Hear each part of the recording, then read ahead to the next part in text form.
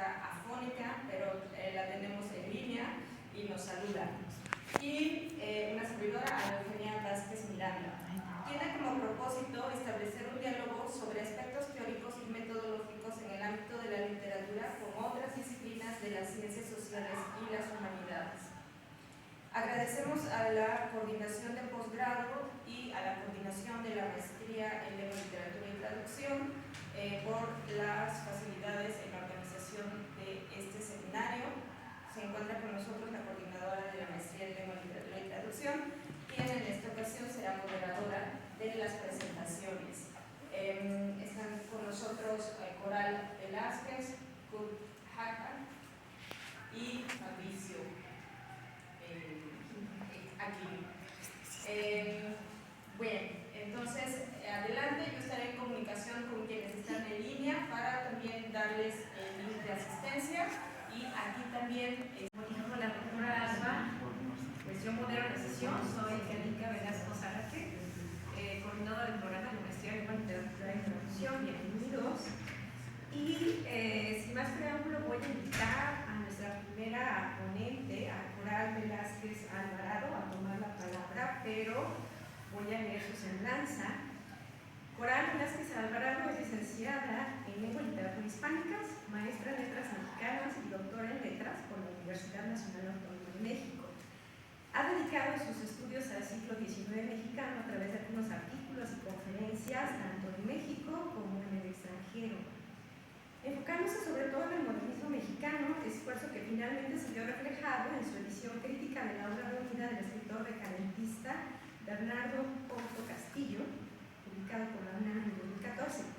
Trabajó como asistente de investigación y apoyo técnico en proyectos sobre publicaciones periódicas del siglo XIX en el Instituto de Investigaciones Bibliográficas de la UNAM, y también ha participado como colaboradora externa y apoyo técnico en el Seminario de Edición Crítica de Textos del Instituto de Investigaciones Bibliográficas de la misma UNAM a través del proyecto Rescate de Autores Mexicanos del siglo XIX en varios de los volúmenes de Manuel Gutiérrez Nájera y José de Cuellar.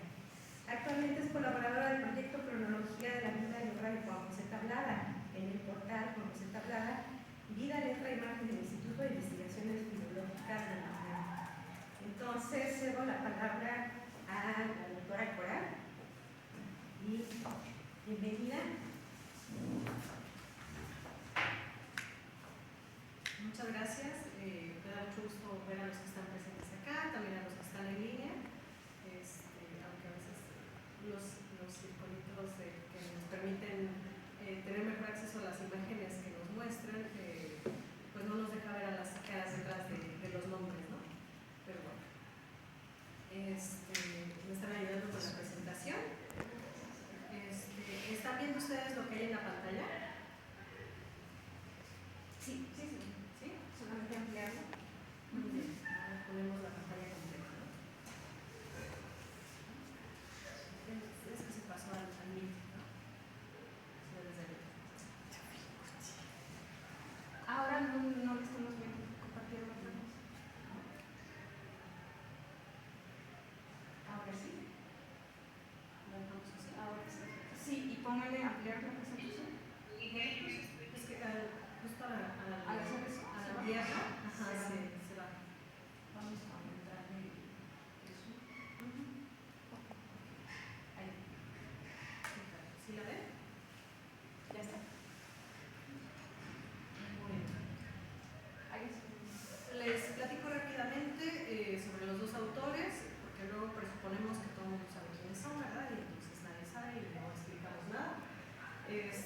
Bueno, tenemos a Théophile Gautier, que es uno de los grandes representantes del parnasianismo francés, el romanticismo el segundo romanticismo francés, conocido por su gran poesía, sobre todo. Vamos a trabajar aquí uno de sus poemas de Esmaltes y Camafeos, que es el que vamos a comparar con la obra de Bernardo Couto Castillo. Bernardo Couto Castillo es un modernista mexicano de la segunda generación también, pero él es de la generación llamada decadentista, que sigue esta línea francesa del decadentismo y que comparten muchos elementos con Gautier, con Baudelaire, con Nerval y bueno, entonces de ahí encontré yo la relación para hablar acerca de los dos, sobre todo que cada uno de sus obras menciona la sinfonía, una explícitamente en el título, Sinfonía en Blanco Mayor, y en la otra, que es Blanco y Rojo, al final de la obra se menciona que había logrado esta persona una sinfonía en blanco y rojo, ¿no? El texto les fue facilitado, espero hayan podido leerlos, tener acceso, si no, bueno, después espero que esta sea una invitación a leerlo, a leer ambas obras. Y bueno, lo que quiero es primero darles elementos, porque quisiera que esto más que una conferencia que yo les diga lo maravilloso que es trabajarlos y todo, pues ustedes aprendan estos elementos para también trabajar la literatura y otras artes, en este caso por medio de la éfrasis, ¿no?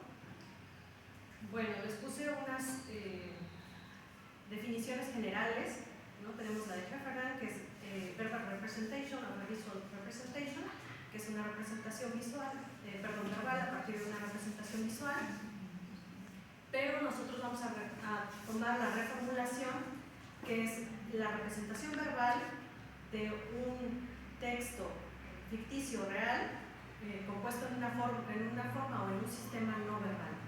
Entonces, esto nos da una amplitud mucho más grande, ¿no? Porque cabe la pintura, pero también cabe la música, pero también cabe la plástica, ¿no? En general. Y bueno, esto nos es mucho más útil. Luego, les pongo otro concepto también de Heffernan y de Kluwer, que es la éfrasis nocional, que es cuando el objeto representado, porque la éfrasis se basa sobre todo en la representación, como pueden notar, solamente existe en y por el lenguaje. Esto es que quizá la obra no exista. Ya lo vieron en la sesión con el maestro Altamirano, con el doctor Altamirano, donde se habla de un escudo que no existe, ¿no? Una obra de arte que está en la entelequia de la persona que la está describiendo. En este caso pasa un poco igual, porque ambas sinfonías no están basadas en una sinfonía real, sino son una sinfonía entelequia que en ese momento está describiendo o está organizando en forma literaria el escritor. Deténganme si voy muy rápido, porque de pronto yo soy cobrar tiempo, ¿no? Tenemos esta otra parte que es de Robillard, que es la éfrasis descriptiva, y esto tiene que ver con el pictorialismo. Y bueno, el pictorialismo se encuentra en esta categoría. Los textos en esta categoría son los más cercanos a la representación, y es sobre todo a la representación pictórica, claramente, ¿no? ¿Qué busca esta éfrasis descriptiva? Bueno, pues mostrarnos colores, tonos, es un poco, si queremos pensarla como el impresionismo en pintura, pero en literatura, ¿no? Y bueno, ahora tenemos la éfrasis referencial genérica, que eso viene apuntado en Pimentel, también les hice llegar el texto, y dice, bueno, se observan textos ecfrásticos que, sin designar un objeto plástico preciso, propone configuraciones descriptivas que remiten al estilo o a una síntesis imaginaria de varios objetos plásticos de un artista. Por ejemplo, que mencionemos varias obras de Monet como si fueran una, y hiciéramos una cosa de varias dimensiones en la que cupiera todo, ¿no? Y dijéramos que hay flores, pero al mismo tiempo hay estanques, pero al mismo tiempo hay personas.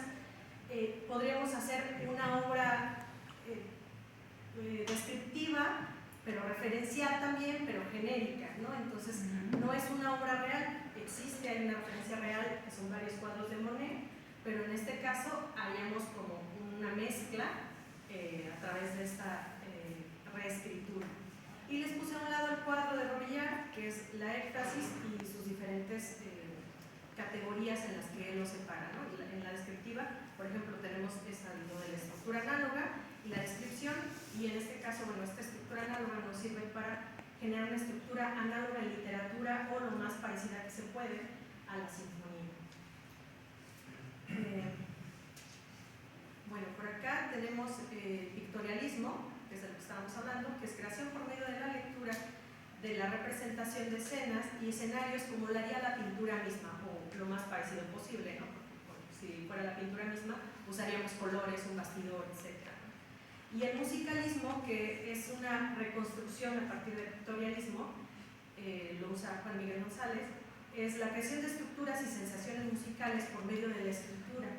Intenta lograr esas sensaciones de la música claro, hay un punto en el que la poesía quizá piensen es más fácil porque aparte tenemos sonido al pronunciarla que en la forma de la prosa, ¿no? Que estamos acostumbrados ya a leerla en la entelequia, ¿no? Ya no la pronunciamos.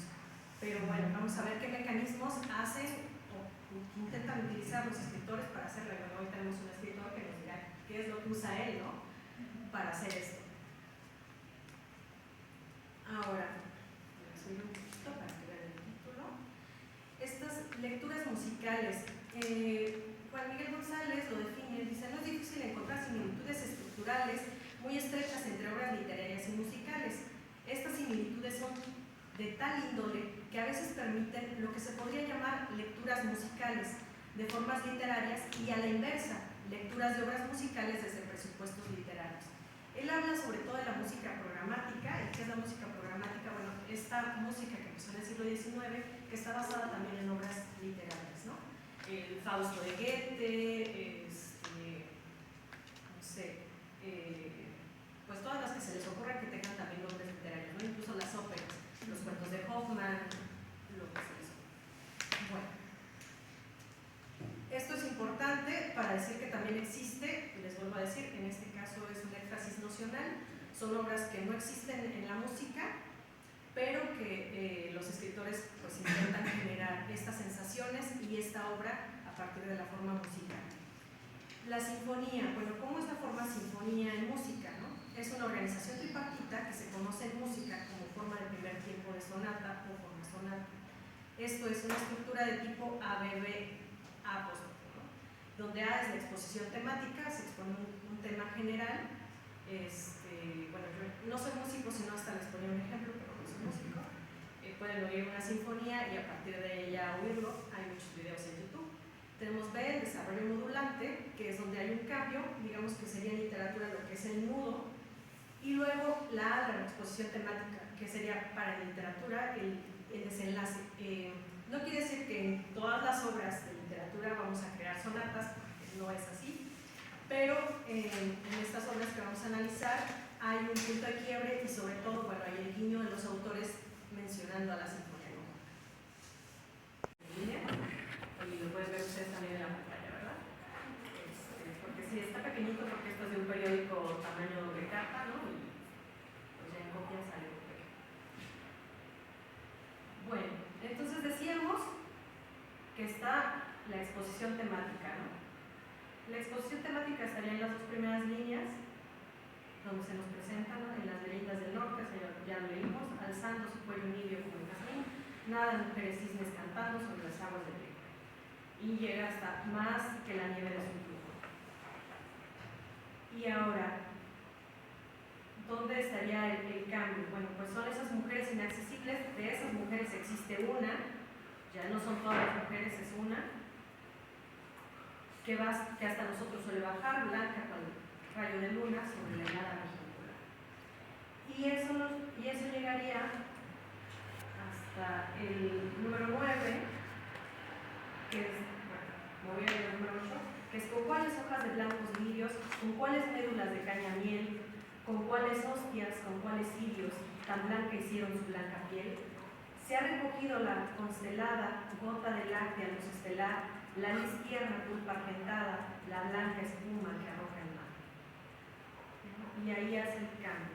Tenemos varias veces en las que aparece el leitmotiv. Esto está en todos, o sea, no tienen que buscarlo en un lugar específico. El leitmotiv puede aparecer en las tres partes de la sinfonía, como les decía, es como si fuera el tema también de los personajes en la música programática.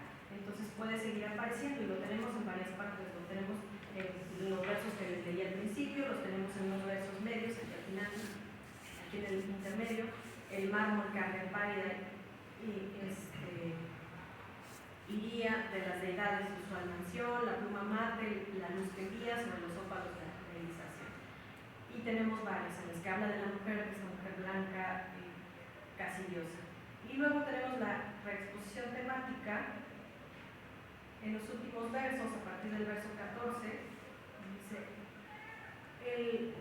El logiacanto que cede en mayo, bajo el aljófar que da a la vez el alabastro donde el desmayo, ve reflejada su palidez, la pluma suelta de la paloma que nieva el techo del palomar, la estalactita que se desploma del antro en donde la filtró el mar. ¿Acaso viene con Serafita de do el noruego y el groenlandés? ¿Es la Madonna que el polo habita o blanca esfinge de invierno es? Por los saludes a tiempo oculta de ventisqueros guardia quizá, que dentro el blanco pecho sepulta secretos blancos cenados ya, bajo del cielo donde reposa, oh quien la hiciera sentir amor, quien diera un vago tono de rosa a su implacable y etéreo amor, ¿no? Este cambio en el que dice, bueno, ¿quién podría dominarla? ¿Quién podría quererla? ¿Quién podría cambiarle el tono? ¿No? Y ahí es donde está la reexposición temática en Gautier. Si nos vamos a Couto, no sé si los presentes estamos aquí de manera física. ¿Alguien alcanzó a leer el cuento? ¿Ha oído el cuento? Les mandé el audiocuento también, si tenían ganas de leer. ¿Leyeron el cuento? ¿No? ¿Alguien de la manera del cuento de Couto? Quiero hacer una reflexión a partir de la Sinfonía en Blanco Mayor. Y ahora regresamos, si quieren ustedes más bien participar con lo de Couto y ver dónde se hacen las impresiones de su texto. Pero bueno, yo les pongo el PDF, no sé cómo dejarme compartir, o si la quito y nada más pongo el PDF, pero me dicen ustedes si lo hago bien. Otros dos conceptos que es importante que tengamos en cuenta al ver a estos autores es el de leitmotiv y tematización. La definición de un rasgo determinado de un personaje mediante un proceso de asociación que frecuentemente, mediante la reiteración, llega a convertirse en un elemento identificador de dicho personaje. Ese es el leitmotiv. Y en música es la tematización. Esto es que cuando escuchemos tan, tan, tan, tan, tarán, tan, tarán, sepamos que Darth Vader va a entrar, ¿no? Entonces, este tipo de cosas son el leitmotiv en música, que podemos identificar a un personaje o a alguien a partir del momento en que va a entrar en escena, porque se va a volver a oír su tema, ¿no? A veces son fragmentos de temas, hay cosas muy interesantes, si les gusta Star Wars, hay muchos videos acerca de la tematización en Star Wars a partir de esto. En ópera eso empezó, entonces hay muchísimo, pero también se da en otros lados. Por ejemplo, la fantasía de Fausto, es una de estos grandes lugares en los que no hay una obra teatral y entonces uno tiene que identificar cuando se aparece Mefistófeles, cuando se aparece Fausto, cuando sale Margarita, y bueno, es muy interesante y aparte es una sinfonía también, entonces pueden ir y visitarla. Y bueno, ahora vamos a la sinfonía. Les puse un ejemplo, esta es una traducción de un mexicano contemporáneo de Bernardo Couto, llamado Galindo Dávalos, y ahorita lo pongo en PDF para que lo vean más grande. Les compartí a los que están de manera presente una copia para que podamos hacer un poco el taller o el ejercicio de mirar el poema directamente, ¿no? Les compartí además esta traducción porque el esfuerzo del poeta es muy grande, es muy bueno, mantiene mucho la estructura, mantiene el tipo de versificación y la verdad es que no me he puesto a ver la medida de los versos, pero pues en una de esas hasta la medida de los versos también, ¿no? Del lado derecho les pongo un ejemplo de leitmotiv. Dejen un poco la pantalla. En la parte de arriba está un fragmento de la Sinfonía en Blanco Mayor de Gautier. Y bueno, leemos, ¿no? En las leyendas del norte, alzando su cuello nibio como el jazmín, nadan mujeres cisnes cantando sobre las aguas del viejo río. O si en las luengas ramas suspenden la vestidura de algo edredón, sus deslumbrantes cuerpos esplenden más que la nieve de su pulmón. De esas mujeres existe una que basta, que hasta nosotros suele bajar, blanca cual claro rayo de luna, sobre la helada región polar, arrebatando con su frescura los ojos ebrios de admiración a los deleites de su blancura, de carne naca a la fruición. Bueno, este es un tópico del siglo XIX, ¿no? La mujer blanca, la mujer casi diosa, inalcanzable, etérea, y en la Sinfonía en Blanco Mayor sucede así. ¿no? Es esta configuración de mujer etérea, inalcanzable, que casi es pecado verla y admirarla, ¿no? En el caso de Couto tenemos una mujer alta, algo delgado, de andar muy lánguido, con una palidez de una margarita. En sus ojos había algo de intensamente dominante que envolvía y no alcanzó a leer, y subyugaba. Bueno, ¿qué es lo que pasa aquí? Bueno, para Couto ya esta mujer ya cambió, y no es solo la mujer diosa inalcanzable, sino es la femme fatal, ¿no? La mujer fatal que, aparte de todo, nos subyuga, nos maltrata. Bueno, creo que eso sí nos queda claro, es parte de nuestro imaginario colectivo, no es una mujer fatal, casi una dominatriz, ¿no? Y bueno, si alguien quiere hacer algún comentario, alguna pregunta, podemos todavía estar por aquí. Comentario, vamos a ver si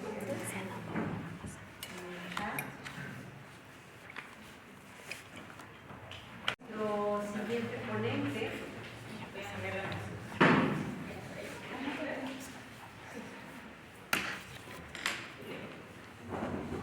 Bueno, sobre Fabricio Aquino Echevarría, pues yo les voy a comentar que es originario de la ciudad de Oaxaca. Es licenciado en enseñanza de idiomas por parte de la Universidad Autónoma de Benito Juárez de Oaxaca. Ha sido tallerista y profesor de francés e inglés en la Facultad de Idiomas de la UAPO desde el 2017 y recientemente culminó sus estudios de la maestría en lengua, literatura y traducción en esta institución. Durante su paso por este posgrado publicó en la revista Blanco y Negro de la mencionada facultad. La publicación que hizo allí es la traducción del inglés de un par de textos hablados por los jazzistas Miles Davis y Dizzy Gillespie, que tratan sobre el saxofonista Charlie Parker. Actualmente Fabricio se encuentra realizando su trabajo de investigación titulado La éxtasis musical en 3 obras literarias, donde está haciendo un análisis literario de las obras Sinfonías del Mundo de Kurt Hapag, El Perseguidor de Julio Cortázar y Concierto Barroco de Alejo Carpentier. Entonces, cedemos la palabra a Fabricio para preguntas y respuestas.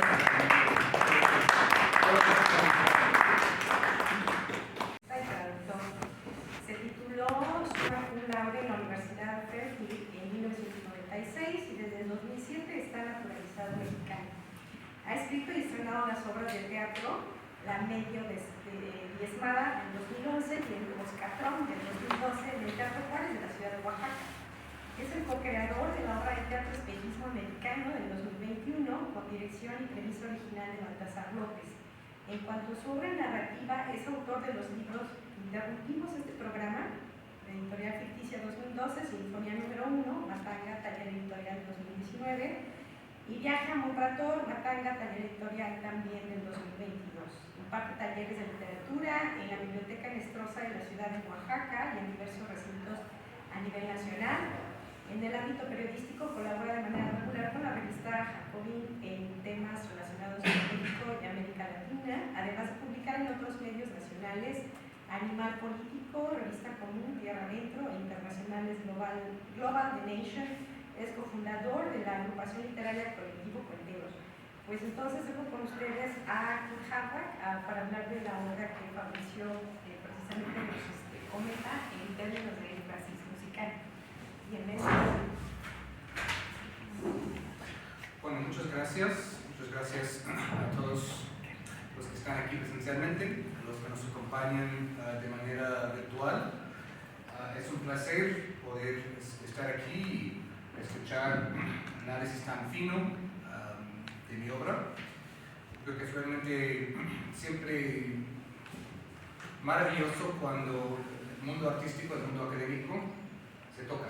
Creo que no se hace lo suficiente y pues cuando pasa eso pues tenemos creo que puentes de interpretación y de conversación y de análisis muy interesantes, justamente como es el énfasis, ¿no? Como un tipo de comunicación, ¿no?, entre sistemas, ¿no?, un reto de la semiótica, ¿no?, hasta cierto punto, ¿no?, entre dos sistemas de significado. Entonces, voy a hablar brevemente de la sinfonía. Lo interesante de eso es que resulta que estuve haciendo cosas y no sabía qué estaba haciendo y que todo eso tiene terminología, ¿no? Es interesante también, ¿no?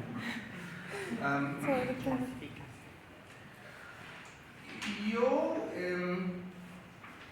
pues soy escritor y también soy músico.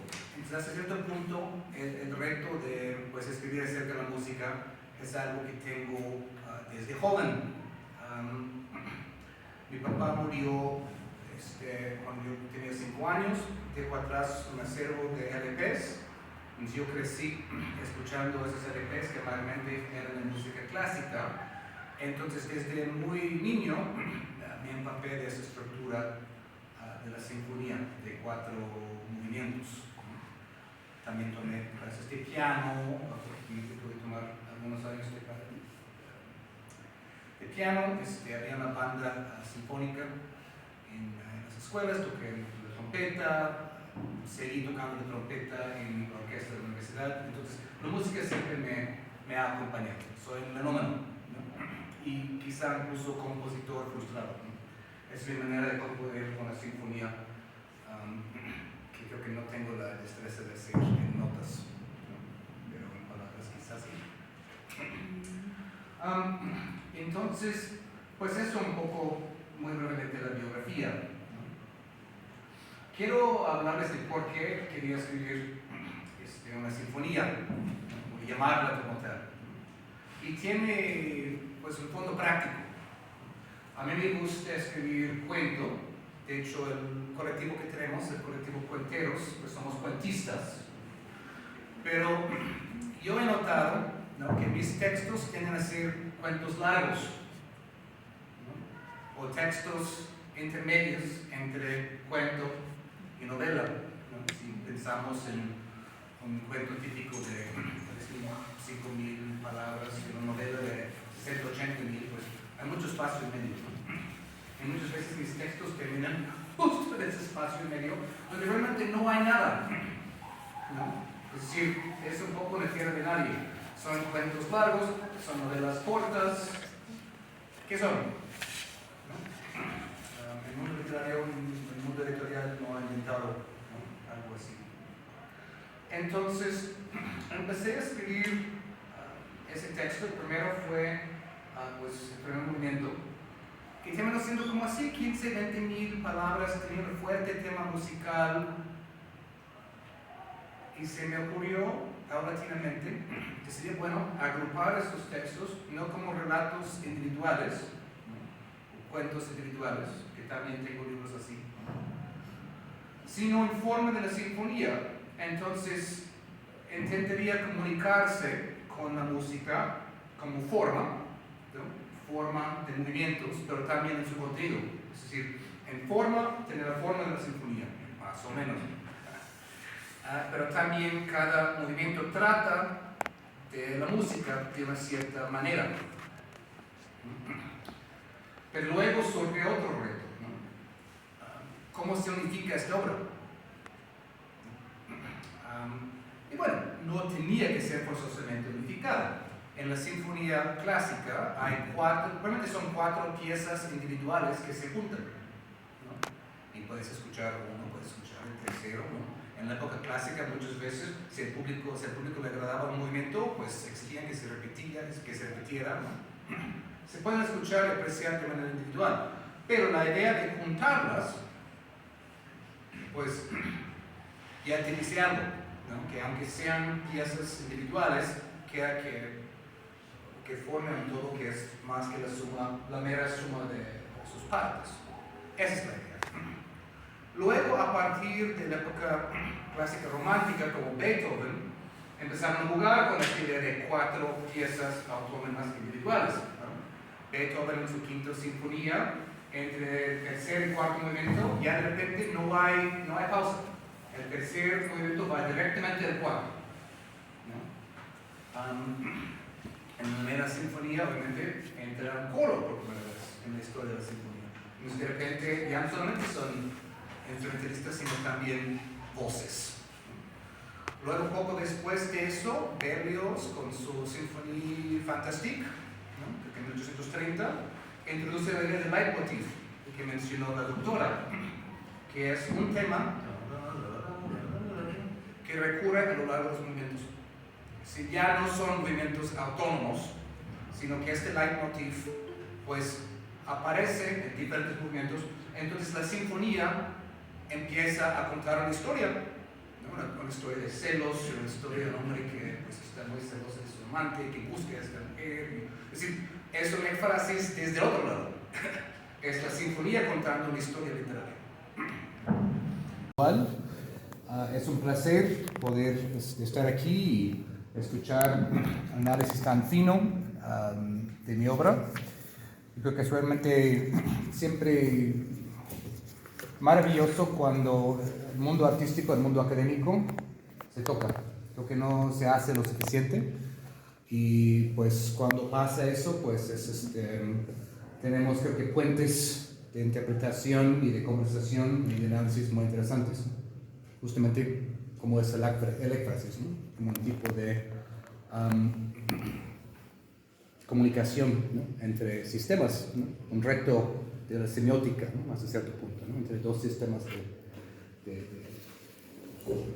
significado. Entonces, voy a hablar brevemente de la sinfonía. Lo interesante de esto es que resulta que estuve haciendo cosas y no sabía qué estaba haciendo.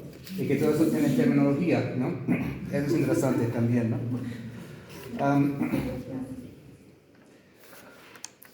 Yo,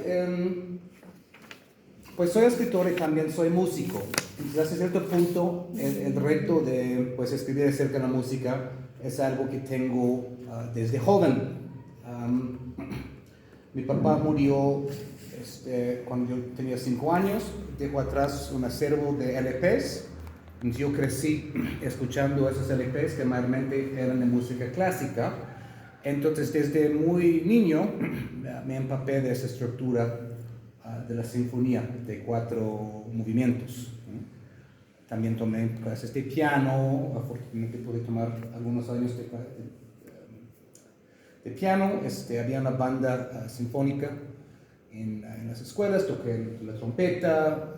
Seguí tocando la trompeta en la orquesta de la universidad. Entonces, la música siempre me ha acompañado. Soy un melómano, ¿no? Y quizá incluso compositor frustrado, ¿no? Es mi manera de componer una sinfonía que creo que no tengo la destreza de hacer en notas, ¿no? Pero en palabras quizás sí. Entonces, pues eso un poco, muy brevemente, la biografía, ¿no? Quiero hablarles de por qué quería escribir una sinfonía, ¿no? O llamarla como tal, ¿no? Y tiene pues un fondo práctico, ¿no? A mí me gusta escribir cuento. De hecho, el colectivo que tenemos, el colectivo Cuenteros, pues somos cuentistas, ¿no? Pero yo he notado, ¿no? Que mis textos tienden a ser cuentos largos, ¿no? O textos intermedios entre cuento y novela, ¿no? Si pensamos en un cuento típico de 3.000, 5.000 palabras y una novela de 60, 80.000, pues hay mucho espacio en medio, ¿no? Y muchas veces mis textos terminan justo en ese espacio en medio, donde realmente no hay nada, ¿no? Es decir, es un poco una tierra de nadie. Son cuentos largos, son novelas cortas. ¿Qué son? ¿No? El mundo literario, el mundo editorial no ha inventado, ¿no? Algo así. Entonces, empecé a escribir ese texto. El primero fue pues, el primer movimiento. Y terminó siendo como así, 15, 20.000 palabras, tenía un fuerte tema musical. Y se me ocurrió, paulatinamente, que sería bueno agrupar estos textos, no como relatos individuales, ¿no? O cuentos individuales, que también tengo libros así, ¿no? Sino en forma de la sinfonía. Entonces, intentaría comunicarse con la música como forma, ¿no? Forma de movimientos, pero también en su contenido. Es decir, en forma, tener la forma de la sinfonía, más o menos. pero también cada movimiento trata de la música de una cierta manera. Pero luego surge otro reto, ¿no? ¿Cómo se unifica esta obra? Y bueno, no tenía que ser forzosamente unificada. En la sinfonía clásica hay realmente son 4 piezas individuales que se juntan, ¿no? Y puedes escuchar uno, puedes escuchar el tercero, ¿no? En la época clásica muchas veces, si al público le agradaba un movimiento, pues exigían que se repitiera, ¿no? Se pueden escuchar y apreciar de manera individual, pero la idea de juntarlas, pues ya te dice algo, ¿no? Que aunque sean piezas individuales, quiera que formen un todo que es más que la mera suma de sus partes. Esa es la idea. Luego, a partir de la época clásica romántica, como Beethoven, empezaron a jugar con esta idea de 4 piezas autónomas individuales, ¿no? Beethoven en su quinta sinfonía, entre el tercer y cuarto movimiento, ya de repente no hay pausa. El tercer movimiento va directamente al cuarto, ¿no?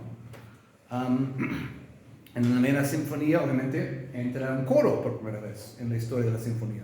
Entonces, de repente, ya no solamente son instrumentalistas, sino también voces. Luego, poco después de eso, Berlioz, con su Symphonie Fantastique, ¿no? Que en 1830, introduce la idea del leitmotiv, que mencionó la doctora, que es un tema que recurre a lo largo de los movimientos. Si ya no son movimientos autónomos, sino que este leitmotiv pues aparece en diferentes movimientos, entonces la sinfonía empieza a contar una historia, ¿no? Una historia de celos, una historia de un hombre que pues está muy celoso de su amante, que busca a esta mujer, es decir, es una éfrasis desde el otro lado, es la sinfonía contando una historia literaria. Y luego, pues obviamente Wagner en sus óperas retoma mucho la idea del leitmotiv y la música programática, etcétera, a lo largo del siglo XIX. Todo eso a manera de decir que la sinfonía ha tomado muchas formas, ¿no? Típicamente es de 4 movimientos, pero la Sinfonía Fantastique tiene 5, ¿no? Es decir, nada está, también la Pastoral de Beethoven tiene 5, nada está, ¿no?, escrito en piedra en la sinfonía. Entonces, cuando yo me propuse escribir la sinfonía, no estaba haciendo énfasis de una sinfonía en particular, ¿no?, sino pues un poco la idea platónica de la sinfoneidad, ¿no? La idea, ¿no?, si seguimos esto, de la sinfonía como ideal abstracto que tiene pues muchas formas y manifestaciones en este plano, ¿no? Pues si queremos seguir siendo pues neoplatónicos, todo arte es un énfasis porque siempre estamos intentando replicar algún tipo de forma ideal, ¿no?, en otro plano. Entonces, el énfasis aquí fue con la sinfoneidad en general, la idea de los 4 movimientos, con un énfasis muy particular en Brahms, ¿no?, en Johannes Brahms, como menciona Fabricio, ¿no? De hecho, Brahms aparece en todos los movimientos, pero de forma diferente, ¿no?, que tal vez son categorías de diferentes de énfasis. Pues ustedes me dirán, ¿no? En el primer movimiento se habla de una obra apócrifa de Brahms, ¿no?, que no existe, algo nocional, ¿no?,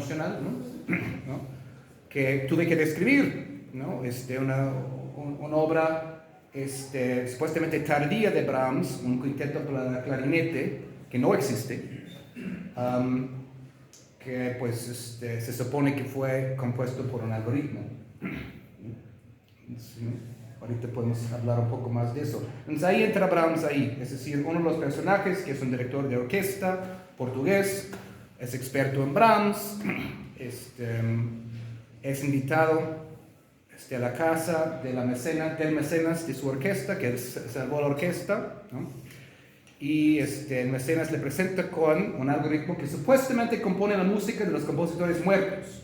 Es decir, lo que habría compuesto compositor tal de haber vivido más tiempo, ¿no? El algoritmo analiza todo y dice, bueno, si hubiera vivido 5 años más, habría compuesto ta, ta y ta, pues siguiendo la trayectoria que estableció en vida.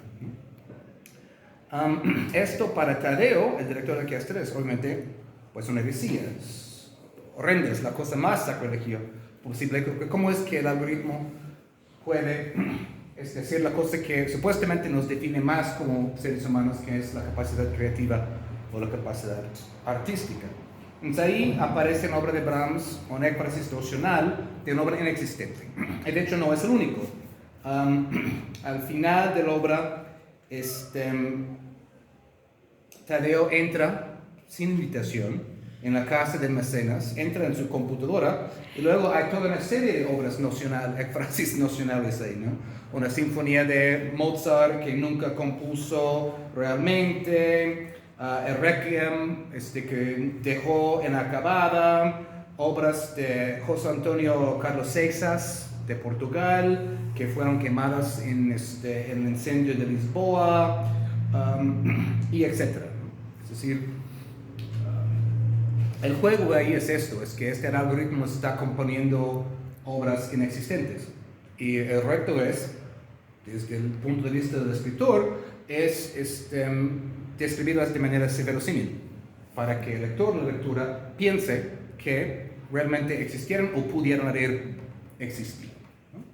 También este conflicto, porque obviamente el elemento más básico, lo que comparte la música con la literatura, es la necesidad de un conflicto, ¿no? En su forma más elemental, ¿no? En literatura necesitamos un conflicto, ¿no? Si no quedamos en el nivel puramente anecdótico, ¿no? También la música, ¿no?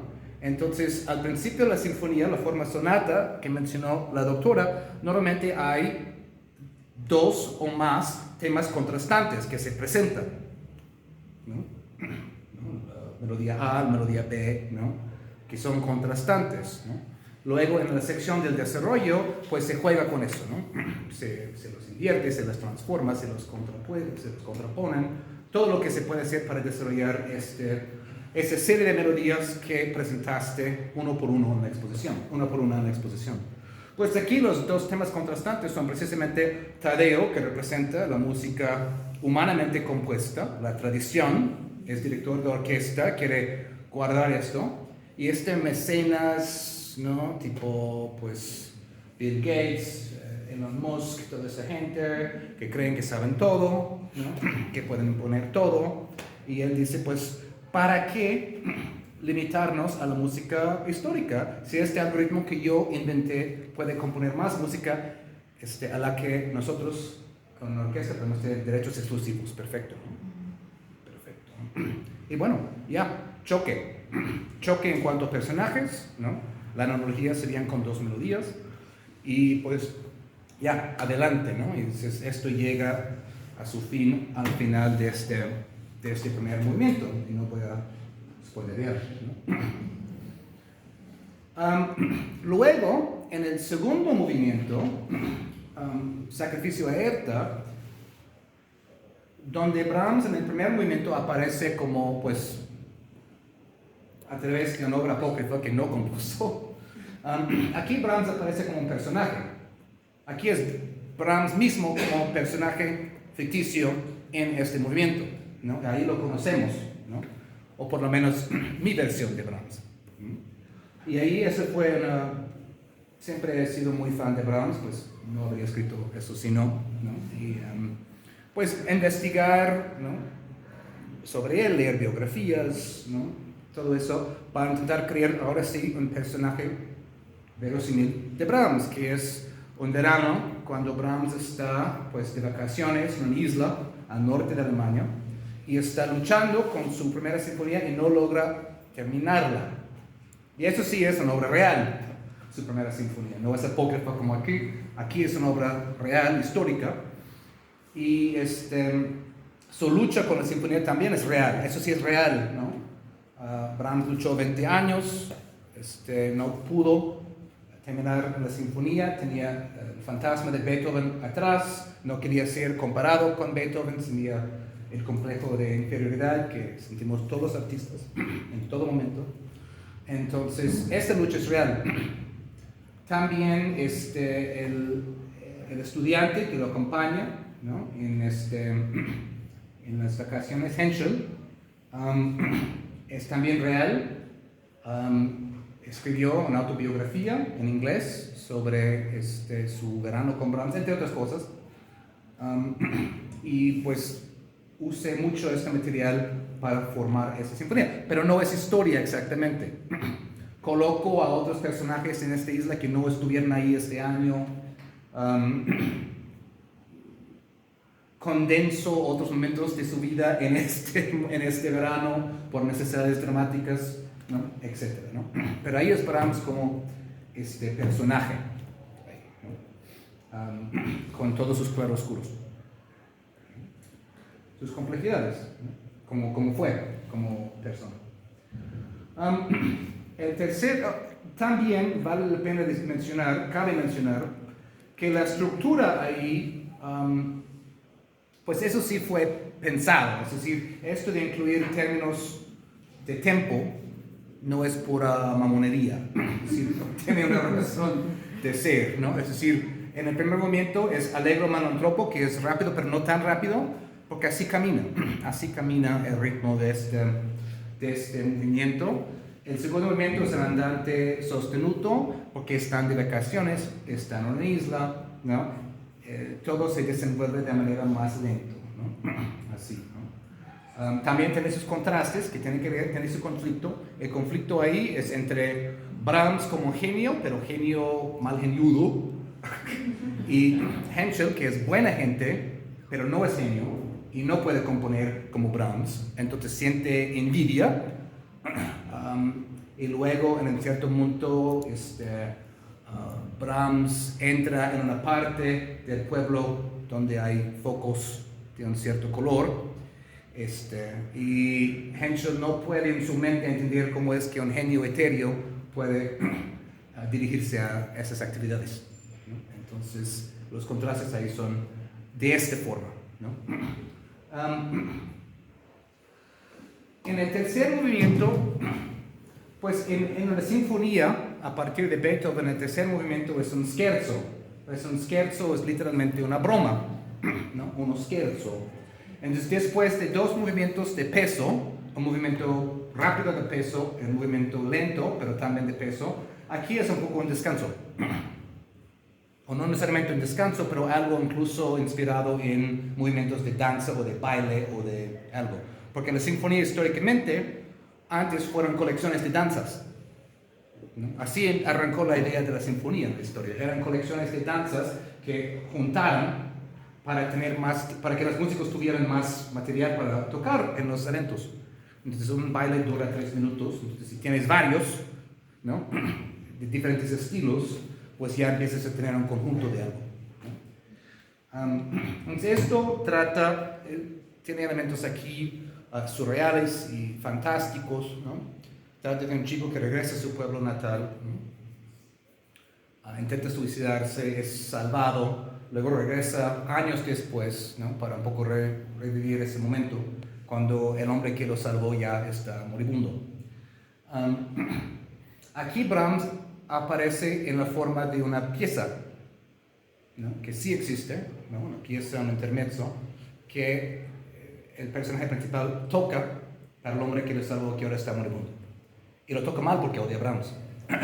Es decir, no todo puede ser alabanza, porque si no se vuelve aburrido. Tiene que haber contraste, ¿no? Entonces aquí el personaje odia a Brahms. Él no quiere tocar la pieza, pero se le pide, ¿no? Tiene que tocarla. Entonces lo toca como Dios le da a entender. Y luego en el cuarto movimiento, muchas veces la sinfonía clásica termina con broche de oro, ¿no? Con algo con mucho brillo, con mucha, ¿no? Bomba y platillo, y todo eso para terminar, ¿no? Con un alto, ¿no? Entonces mi idea fue, pues, ¿cómo se traduce eso, ¿no? Hablando de esos puentes de interpretación, ¿no? Ya tuvimos algo de ciencia ficción con el algoritmo, ya tuvimos, pues, algo de ficción histórica con el andante, ya tuvimos algo de fantástico surreal en el scherzo, porque el scherzo, ¿no? Es un scherzo, puede ser surreal, puede ser lo que sea. aunque también tienen cosas serias, ¿no? Entonces ahí pues decidí que una comedia sería la manera de terminar con bomba y platillo, ¿no? Y este es lo que mencionó Fabricio. Aquí tenemos un violinista mexicano de una ciudad pequeña, enamorado de una violinista alemana, entonces se le ocurre la brillante idea de inventar un festival de música sobre Brahms, con tal de invitarla a venir a tocar el concierto de violín, ¿no? Que parece una cosa absolutamente imposible, ¿no? Pero obviamente tiene que ser posible porque si no, no hay relato, ¿no? Y todo lo que él intenta hacer para un poco de manera pícara para lograr su cometido, lograr su hazaña de conocerla. Y ahí el énfasis es cuando hablo directamente sobre el concierto para violín, ¿no? Y Emmeline, la violinista, tocándolo. Entonces aquí como que se mezcla la trama de violín, Emmeline estando en esa ciudad, con un énfasis descriptivo, supongo,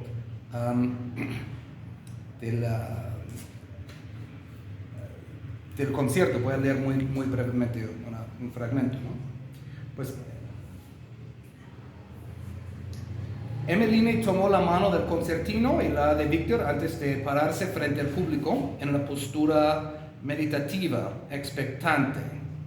El maestro levantó la batuta y con su primer ademán las violas, los chelos y los fagots, uniéndose los cornos, tocaron una plácida y sencilla melodía en 3 tiempos. Obviamente, el reto como escritor aquí es describir la música de tal forma que un lector o una lectora que no sepa de música puede seguir lo que estoy haciendo sin aburrirse o sin perderse o sin decir, yo no soy músico, ¿para qué estoy leyendo eso? ¿No? El reto es ese.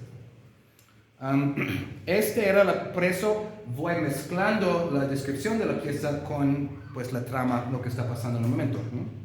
Esta era la primera prueba.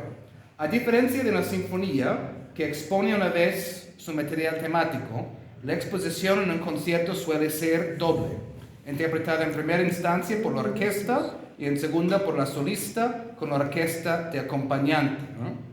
Y así, pues, logro explicar ciertas cosas en la voz del protagonista, ¿no? Es decir, Víctor y compañía tenían 2 minutos y medio para salir a flote o hundirse antes de que Emmeline pudiera hacer algo al respecto. Los oboes, respondiendo por encima de las cuerdas ondulantes, llevaron la línea melódica hacia el primer forte, un motivo angular tocado al unísono por los violines, seguido por un descenso sincopado que desembocó en una reafirmación del primer tema realizada por la orquesta in tutti. Los movimientos de Víctor eran más templados y por eso más precisos, más fáciles de seguir. Con todo y tropiezos, la orquesta estaba tocando como un conjunto, no como la apresurada amalgamación de 2 grupos distintos. Interpretaron los siguientes 2 temas de la exposición, uno melancólico y otro marcial, y luego, con un amenazante redoble de timbales, entró de manera espectacular y en una tonalidad menor, casi como si estuviera improvisando, la solista, ¿no? Y esto viene de muchos años de leer las notas que vienen con los CDs, ¿no? También pues tocar música, ¿no? Pero ver la manera de que pues en los LPs o en las cassettes o en los CDs pues intenten explicar una obra en pocas palabras. Pues eso, terminaría con una última idea, ¿no? Si realmente quisiera seguir la línea sinfónica súper, ¿no? Así, pues tendría las melodías, luego la forma de desarrollo y luego la reexposición, es decir, muy al pie de la letra. Eso es un poco más libre, ¿no? Sí hay los contrastes, sí están los movimientos, pero si quieren ver un ejemplo de alguien que realmente hace una énfasis súper detallado, pues les recomiendo Cortázar, su cuento Clone, donde Cortázar retoma la ofrenda musical de Bach y ahí habla de un conjunto de vocalistas, 8, y ahí cada vocalista es un instrumento en la ofrenda musical de Bach. Entonces, cuando entra un instrumento en la ofrenda musical, entra ese personaje, y cuando sale un instrumento, pues sale un instrumento en la ofrenda musical de Bach, sale este personaje de la obra, ¿no? Y está también compuesto de pequeñas partes, como esta ofrenda musical de Bach. Interesantemente, Cortázar dijo que él quería ponerse un reto, ¿no? Entonces el reto implicaba aplicar reglas a algo. Entonces la regla fue ahí, pues, hacer exactamente lo que los instrumentos estuvieron haciendo, pero en personaje, ¿no? Y es curioso que Brahms también hacía eso. Por ejemplo, en su cuarta sinfonía, el último movimiento, Brahms usa una forma que se llama una passacaglia, donde una serie de notas en el bajo repite. Ton, ton, ton, ton, ton, ton, pam, pam. Esto repite 32 veces y él compone todo el movimiento encima de estas 32 repeticiones, es decir, de esta línea, este motivo en el bajo. Me parece interesante a veces que estos genios, ¿no? Si ya se les está haciendo demasiado fácil algo, suben la apuesta, hacen más difícil el asunto todavía para ver, pues, cómo logran salir del apuro. Estoy recomiendo esto si está interesado en más ejemplos de énfasis musical. Y bueno, con eso cierro y creo que va a haber, pues, sesión de preguntas y vamos a hablar de cualquier cosa que quisieran, ¿no?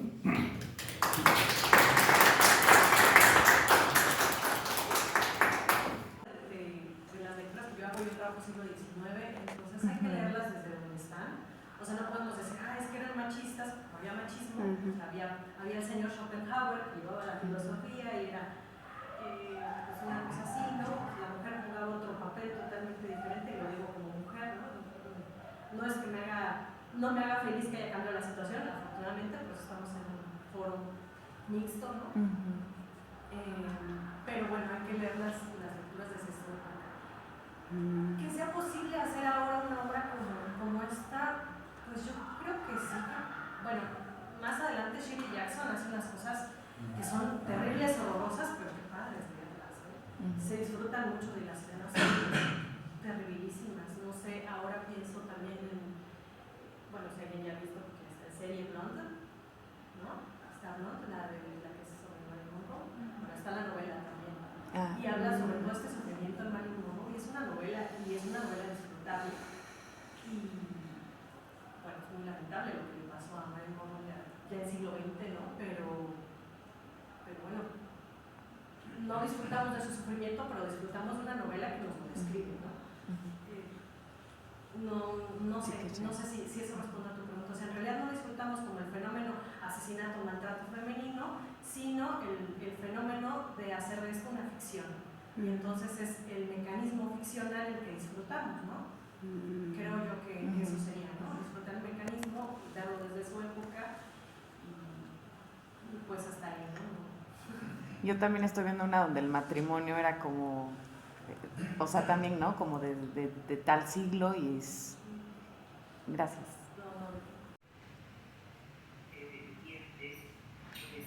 Quiero felicitarlos a los tres y pedirles que no dejen de escribir sobre ese tema, porque creo que es un tema muy bello, pero además un tema muy necesario. Pero creo que en el de la música, a diferencia de la cultura, si tienes que ser uno más conocedor y tener un conocimiento en la práctica de la música,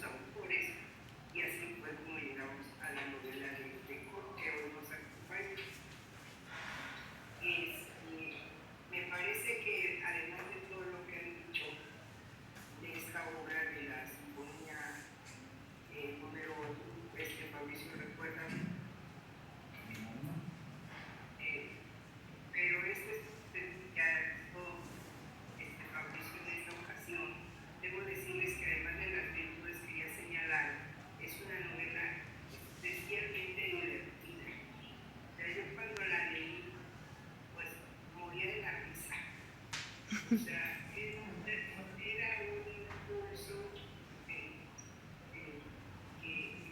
yo estaba como loca viéndome en una habitación y mi familia empezó a verme. ¿Qué te pasa? ¿Por qué te estás riendo sola? Y le dije, ay, es que estoy leyendo novela que está fabulosa. Entonces, yo creo que escribir ese tipo de obras es muy difícil, que requiere un gran talento. Y también por eso los exhorto y los invito a que vayan y lean estas novelas, porque son muy divertidas. Entonces van a ser muy felices y se van a estar. Bueno, ya después pueden reflexionar sobre cosas más complejas y demás, pero al principio pues van a estar muy contentos y contentos. Pues bueno, eso es lo que tengo que decir.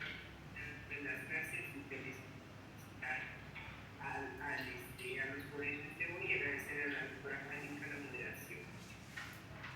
Perdón por haberme perdido lo que habían dicho ustedes que vine tarde. Una pregunta para Kurt, de hecho. Me interesa mucho que tú eres músico y escritor, o los dos. ¿No? Y eso también lo veo como un problema.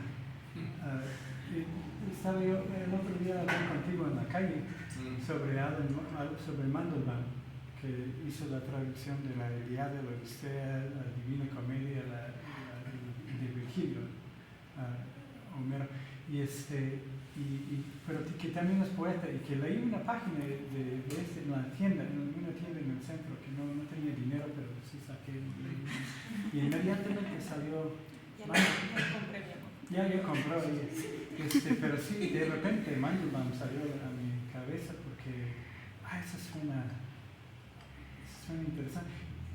Él dijo una vez que todo arte está intentando ser la música. O sea, la arquitectura quiere ser música, la literatura queremos ser la música. O sea, es algo que los esfuerzos así eso, ¿no? Entonces me pregunto sobre la batalla que tienes, si es una batalla, si estás escribiendo hacia la música, o si cuando estás tocando palabras, digo. O sea, al mirar, ya sé que tienes energías de sinfonía, de movimiento, digamos, pero me pregunto mucho sobre el nivel de la oración, o verso, o el nivel silábico. O sea, me imagino que puede uno cantar esa, pero no he leído suficiente. Entonces me interesa mucho tu batalla, o si no es una batalla, es una armonía. Es una gran pregunta.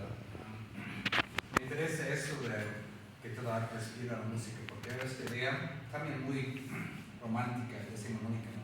Que la música es lo más alto de las artes porque no está contaminada por el mundo de la semántica. Más allá de eso, ¿no? Pero luego creo que en el siglo XX ya tuvimos ejemplos de, ¿no? Pues Hitler tocando Beethoven en sus meetings, y luego vimos que tal vez la música no es tan, o Wagner, entonces la música no es no tan inocente que tal vez se pensaba antes, ¿no? Que la música puede exacerbar o agravar o intensificar cualquier cosa, cualquier otro mal. Sí, yo creo que en el sentido más básico, haber crecido tocando música, pues afina el oído, y esto ayuda al momento de pues armar una frase, intentar armar una estructura y pensar en términos así, ¿no? de un argumento que no sea necesariamente un argumento intelectual. Por eso estoy agradecido que haya podido hacer eso, ¿no? En la escuela pues Habana, entonces creo que toda escuela debe tenerlo, por esa misma razón. Y yo creo que esto a nivel más básico, esta idea de que afinando el oído, pues ayuda en los dos sentidos, ¿no? Pero finalmente tuve que escoger. Me di cuenta que soy mejor escritor que músico, entonces tuve que dejar una cosa para la visión y otra para la profesión, ¿no? No sé cómo quién es el beisbolista Otani que puede también pitchear y batear igualmente bien, ¿no? No soy alguien como él, tuve que escoger. Pero sí, es muy, aunque cuando no escribo sobre música, que en otros libros pues siempre está ahí, ¿no? La idea de estar escuchando lo que estoy escribiendo todo el tiempo. Marisol tiene una pregunta, no sé si... En este caso yo me estoy enfocando en el cuarto relato, el Festival de Música Eufemia Hipólito González, Vivace, así se llama este relato, que es el último de los 4. Es un relato bastante divertido y entretenido, bueno, todos son muy buenos, pero este es el que particularmente me llamó más la atención. Todos están llenos de alusiones a la música, a Johannes Brahms, y bueno, pero no se necesita ser un experto en música ni en literatura para disfrutar estos relatos. Pero bueno, así fue como me acerqué a ellos. Y Sinfonía 1 del Festival de Música Eufemia Hipólito González, bueno, el autor Kurt Harbach, radicado en Oaxaca desde 1999. Él podrá corregirme si alguno de estos datos no es correcto. El año de publicación de este Sinfonía 1 fue en 2019, narrado en primera persona. Tenemos los 2 personajes principales, son 2 violinistas ficticios, Osorio Ramos, que también es el narrador del relato, y Emily Abendroth. Y bueno, está ubicado en una época actual. El lugar de la historia es Huacingo, que es podría ser cualquier pueblo o ciudad pequeña de provincia de la República Mexicana, pero es ficticio también. Y bueno, el principal compositor aludido no solamente en este último relato, sino en todos los relatos, es Johannes Brahms, que bueno, fue un compositor, pianista y director de orquesta, nacido en Alemania el 7 de mayo de 1833. Bueno, también les voy a compartir este modelo diferencial que también ya nos compartió la doctora y que también a mí me ha servido mucho en este estudio. Les voy a explicar brevemente de qué manera lo he utilizado.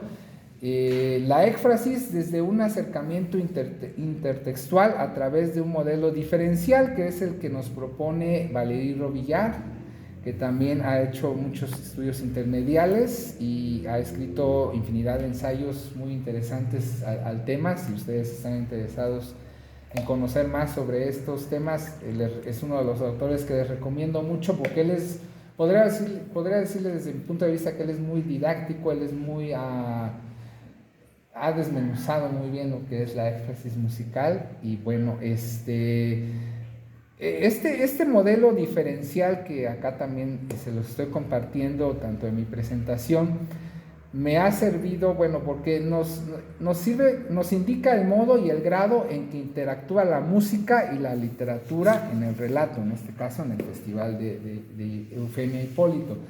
Si ven, bueno, este modelo, no sé si funciona esto, pero no funciona. Pero bueno, tiene 3 ejes centrales, si pueden apreciarlos ustedes: descriptiva, atributiva y asociativa. Va de izquierda a derecha, va, digamos, en orden de mayor a menor intensidad de asociación entre la música y la literatura. Bueno, de hecho, este modelo nos puede servir para otro tipo de estudios artísticos, no solamente música y literatura. Dentro de estos 3, cada uno de estos 3 ejes tiene subcategorías.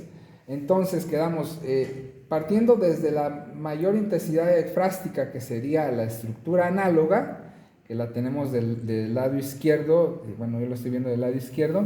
Estructura análoga, viene la descripción después, otra subcategoría. Luego ya en la categoría atributiva tenemos la de el nombrar, alusión, marcas indeterminadas, y la asociativa, que ya sería la de menor intensidad ekfrástica, donde están los estilos artísticos, mitos y temas. Pero bueno, vamos ahora sí a ver un ejemplo de cómo utilizo este modelo diferencial en el relato de Eufemia. Bueno, aquí les traje un ejemplo de la mayor intensidad frástica que podemos tener en este caso en este relato de Eufemia, partiendo de la estructura análoga. Si recuerdan, es una subcategoría de este modelo de Robiliard. En la estructura análoga tenemos, dice que toda la unidad de la obra, en este caso estoy hablando ya del relato de Sinfonía 1, perdón, del conjunto de relatos de Sinfonía 1, toda esta unidad de la obra, donde está contenida también el relato que estoy analizando, se encuentra intencionalmente dividida por el autor en 4 historias independientes. De hecho, si lo abrimos, tiene los 4 relatos independientes y cada uno con sus títulos, no sé si los puedan alcanzar a ver también, cada uno con sus títulos con una numeración romana. Todo lo anterior a semejanza de la estructura en 4 movimientos, de las que por lo regular no siempre está compuesto un concierto sinfónico en la música académica. Asimismo, cada uno de los títulos de las historias es acompañado por una indicación musical, con lo que llegamos a apreciar un allegro manotrompo, un andante sostenuto, un allegro agitato y un vivace. Entonces, toda esta analogía estructural que podemos ver entre lo que sería o cómo se compone por lo general una sinfonía en la música, que podemos ver también que está dividida, puede ser 4 en 3 partes, y también tiene sus títulos en romano, y tiene también nuestra indicación de cómo iría la melodía en cada parte. También lo tenemos en estos relatos. Por lo tanto, se da la intensidad intertextual, la éfrasis se da en una intensidad intertextual muy, muy, muy fuerte entre estos relatos y lo que sería un concierto, una sinfonía. Bueno, traigo otro ejemplo. En este caso ya es la subcategoría de descripción. Les voy a leer un pequeño fragmento del relato de Eufemia. Dice: los fagots, los cornos y las cuerdas graves esbozaron el cadencioso tema inicial del concierto para violín de Brahms. Bien, si bien estas descripciones se dan en ciertas secciones, no en la totalidad de relatos, son lo suficientemente significativas para ubicarlos dentro de este entorno ekfrástico. Aquí, si pueden apreciar, la descripción es bastante, a pesar de ser breve, es bastante descriptiva, por así decirlo, bastante clara. No solamente nos dice un instrumento, por decirlo, sino realmente nos está describiendo con qué instrumentos y de qué manera inicia ese tema, que en este caso es el concierto para violín, que además lo está mencionando en la descripción. También tenemos la categoría atributiva, son de las categorías centrales del modelo de Robiliard, y en la subcategoría de nombrar, el texto puede nombrar su fuente pictórica, musical en este caso, ¿verdad? Nos dice Robiliard. Bueno, el ejemplo que aparece con mayor número de veces es el concierto para violín de Brahms, en este relato de Eufemia. ¿Sí? Entonces, aquí se da mucho este fenómeno de el nombrar la fuente musical, que nos dice Robiliard. Entonces se cumple la categoría atributiva, que también, recordemos, bueno, aquí ya estamos ubicados en medio de este modelo, pero aún así la intensidad efrástica es bastante fuerte. ¿Sí? Menos que la estructura análoga, menos clara, pero todavía bastante importante la presencia.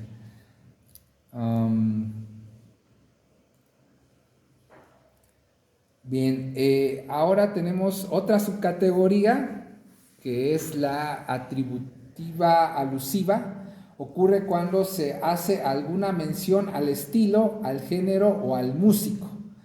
En este caso, en este recorrido que le estoy dando es un poco, ya la intensidad es menor, pero aún así es todavía importante. Aquí recalco la alusión al músico porque se alude muchísimas veces a Johannes Brahms en el relato, no como un personaje vivo, pero sí como una referencia constante en el relato. Entonces aquí también se cumple la éfrasis atributiva alusiva, que además se presenta muchas veces en el relato junto con la nominativa, por lo tanto refuerza todavía ahí la intensidad efrástica en la historia. Bueno, ahora también ya vamos a dejar un ratito aparte el modelo referencial de Robillard. Ahora también les voy a mostrar otra herramienta que me está sirviendo para el análisis tanto de este relato como de los otros que les comenté. Esta es una clasificación, una tipología que la tomé de la doctora María Ángeles Zapata Castillo. Ella hizo un ensayo interesantísimo que además es un tanto parecido al trabajo que estoy realizando en su ensayo llamado Retratos Sonoros. Ella hace un estudio comparativo e intermedial entre la novela de El rastro de Margot Glantz y El malogrado, el relato del malogrado de Tomás Bernard.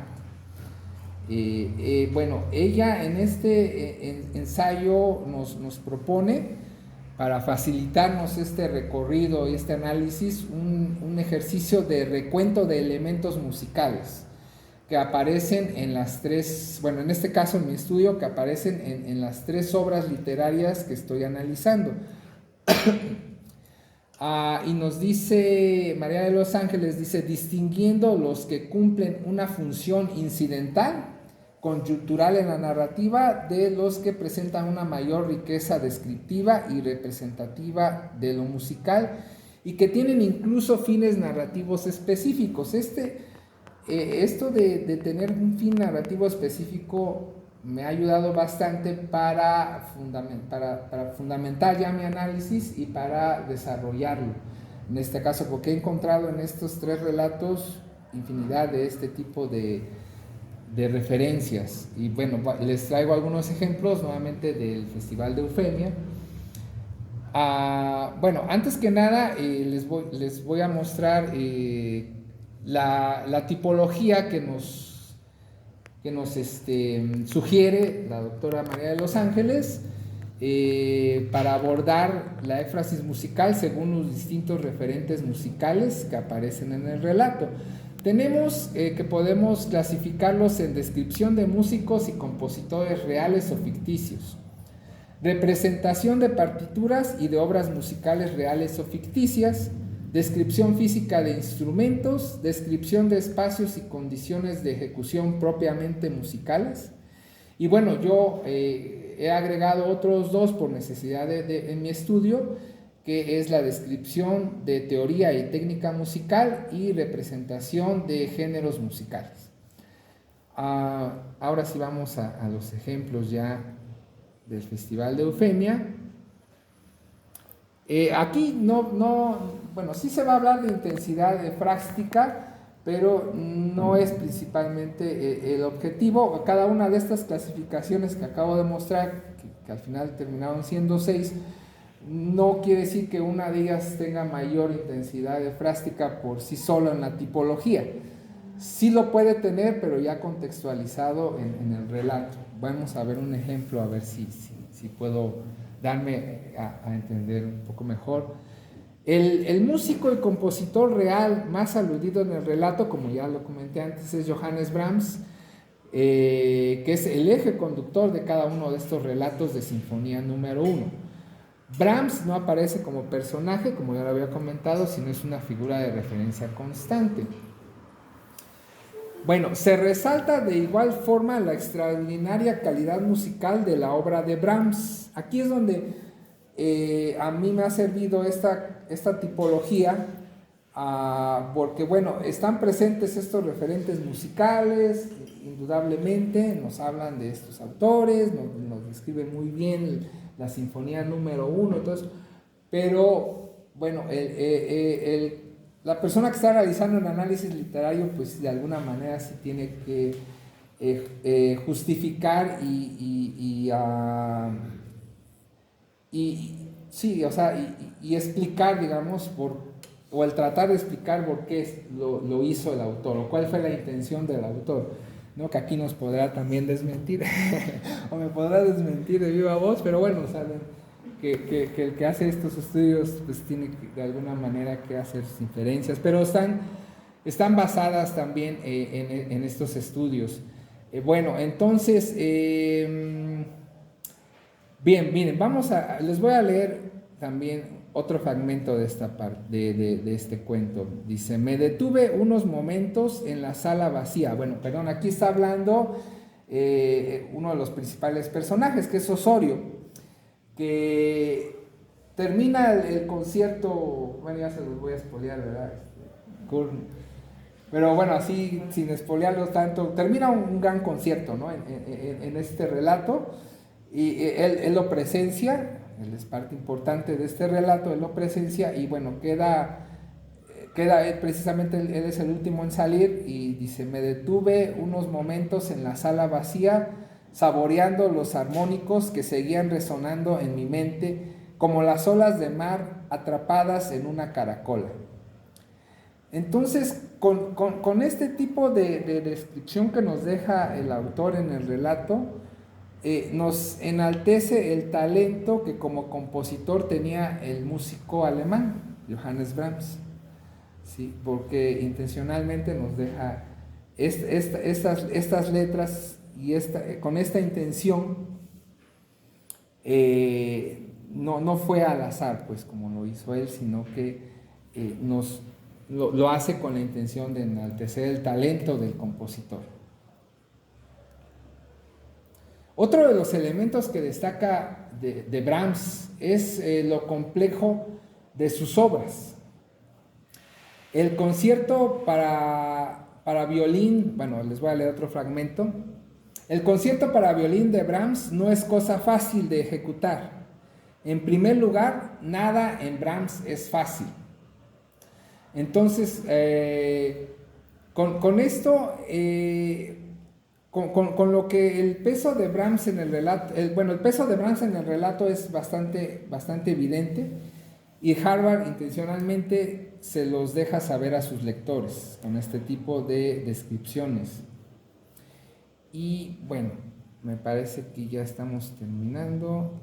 Sí, efectivamente. Pues bueno, muchas gracias.